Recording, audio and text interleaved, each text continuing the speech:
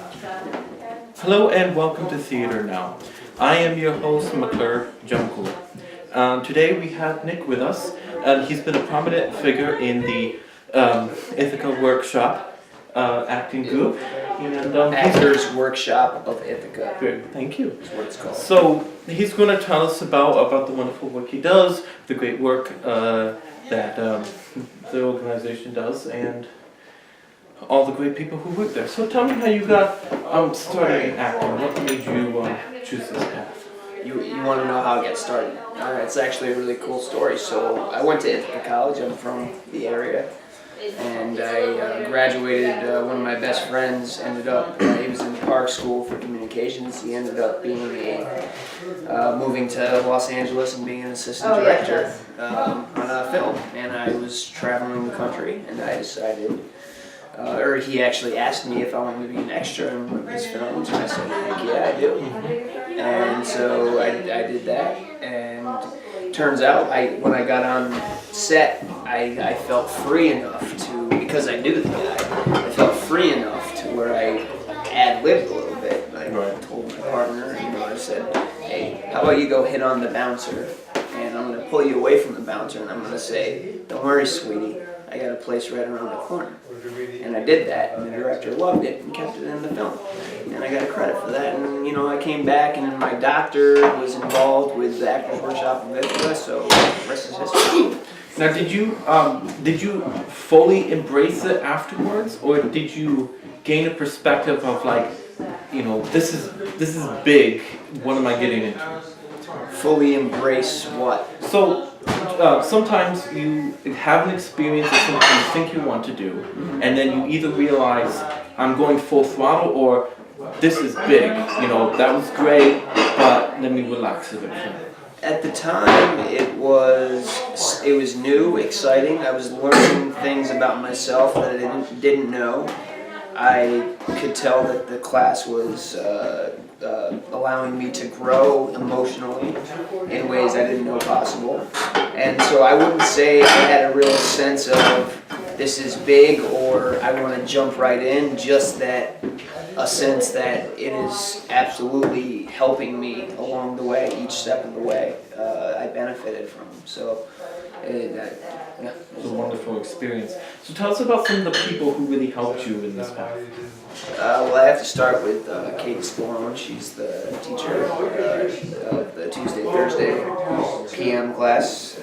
She is everything to me. I mean, she taught me everything I know. Masa Gibson, big shout out to Masa Gibson. It was his showcase, his 6-semester showcase that I watched that inspired me to join the class. And then Emma Hunter, Caroline Manning,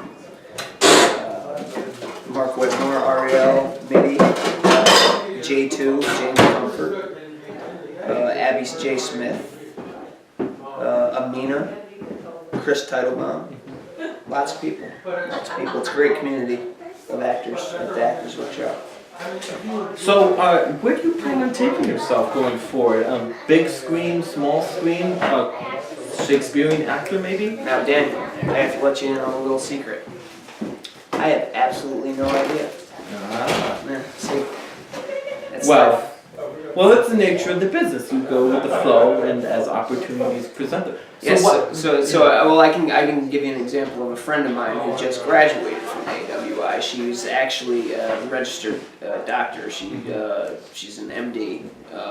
She had her own private practice right here in Ithaca, and she went through all 6 semesters of the Actors Workshop, loved it, embraced it, dove completely headfirst into it, and now is moving to Los Angeles to actually, do it full time, be an actress full time, when she was already a doctor. So if that doesn't tell you what the Actors Workshop can do to a person, I don't know what can. So, speaking of these experiences, what has been your most influential experience for yourself? you put in a chip. You know, I'd say it's not one thing. It's the small moment. It's see, acting is living truthfully in imaginary circumstances, and also living in the moment. Too often, as people and as actors, we anticipate what the other person's going to do, or we're waiting for something better to happen, or we're ruminating and thinking about what could have happened or what did happen.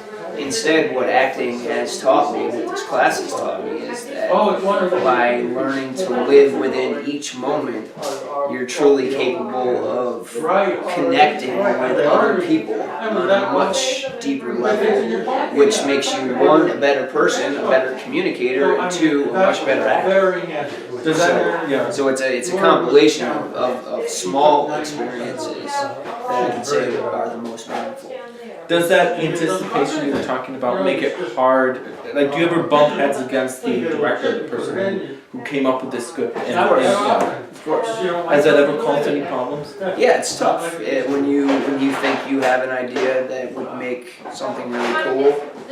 It's hard to bite the bullet and do what the director wants, but you also, as an actor, you have to have faith that they're the director for a reason, and that their vision will end up. Have you gotten some directors you really like working with now in your acting experience? Yeah. There's a few. Forgive me, on Daniel Mascari. If you're out there, good. I like working with you. You and Eric Yarnar. I don't know. I've worked with a lot of random student film students, directors. So moving back to characters, do you ever find it hard to separate yourself from your characters sometimes? Or is that an advantage, being able to get really involved? Yes, I am able to separate myself from my characters. And it can also be an advantage diving all the way in, as long as, once you get off the stage, you're yourself again. You never want to go on stage and be like, I'm playing this character this way because it says so in the script. You want to, and there's a whole process that the Actors Workshop brings you through, and Meisner brings you through, where you pick up, like, you pay attention to just small physical things about a character, small vocal things, or just a certain hat you put on, or a certain way you dress, and that all kind of builds the character. And so the end product that you see on screen as like a finished character isn't really me being like, I'm gonna be like this guy that you see on stage. It's me saying, how would this man in this script speak? How would this man in this script walk? How would this man in the script dress? How would he interact with other people? Would he be shy, or would he, be very flamboyant and like that? So it's not about deciding to dive in and become a character. It's about building from the ground up, and always remembering that at the base is you, the person, the actual person, because you can't just pretend to be a robot and go up there and say, like, oh yeah, I'm gonna do this and I'm gonna be this great character. No, you have your own emotions and feelings and things that are always gonna paint, no matter what you do. Even the best actors, Tom Hanks, whatever you want to think, they draw upon their own experience. Someone like a piece of cheese. Now, some people who are watching may be concerned about how you deal with, after a shoot, coming back to a normal headspace. Because when you can get involved with the character, it can kind of like, take over, and you might, but after a shoot, how do you return to a normal headspace? Now, it's tough. Now, I'm going to describe to you a technique that we use in order to help get you to either a certain character or a certain emotional state. And it's called emotional preps.